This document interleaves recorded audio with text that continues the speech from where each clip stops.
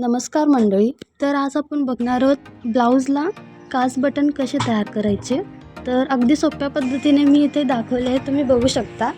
तर सगळ्यात आधी मी करून घेतलं आहे चॉकने मार्किंग.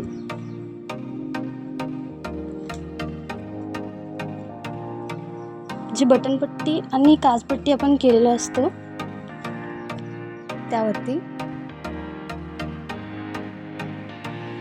तर चॉकने केलेल्या मार्किंगवरती आपण कात्रीने छोटे कट्स लावायचे.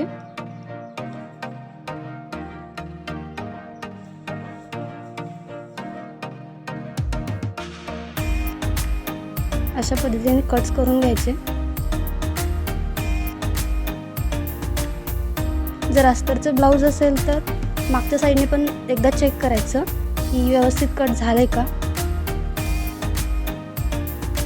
नसेल झालं तर मागच्या साईडने पण कट करून घ्यायचं आणि एकदा चेक करायचं की त्यामधून बटन आरपार जाते का. त्यानंतर मी इथे घेतलेला आहे त्याच कलरचा दोरा. सुईमध्ये घालून तो खालच्या साईडने वरती घ्यायचा. अशा पद्धतीने पूर्ण ते काजचे होल कंप्लीट करायचं. शिलाई अगदी जवळजवळ घालावी जेणेकरून धागे वरती येऊ नयेत.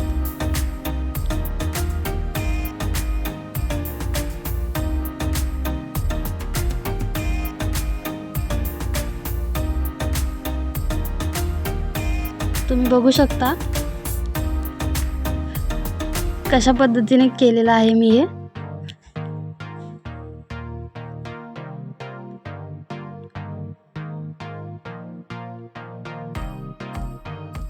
एकदा चेक करायचं परत बटन आरपार जाते का ते.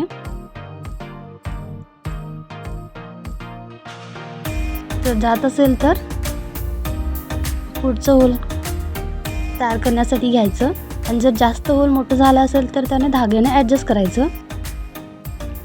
तर बघू शकता इथे 5ही होल मी कंप्लीट केलेले आहेत. परत एकदा चेक केलं.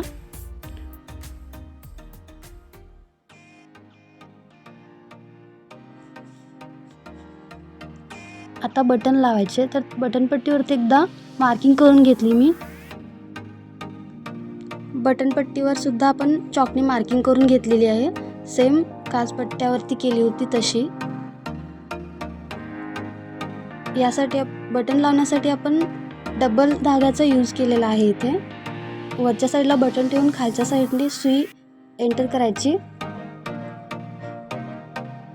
ती वरती घेऊन परत खालच्या साईडला घेऊन मागे गाठ मारावी. असे 3 ते 4 टाइम सेम प्रोसेस एकाच बटनासाठी करावी म्हणजे ते मजबूत होतं. सेम मी 5ही बटन लावून घेतलेले आहेत, बघू शकता तुम्ही.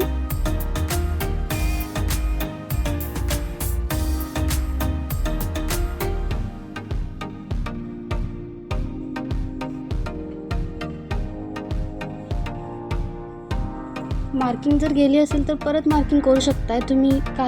काजचे जे होल केलेला असतो ना आपण, त्यामधून चॉक एंटर करायचा आणि बटनपट्टीवरती ठेवून त्याची मार्किंग करू शकताय व्हिडिओमध्ये दाखवल्याप्रमाणे.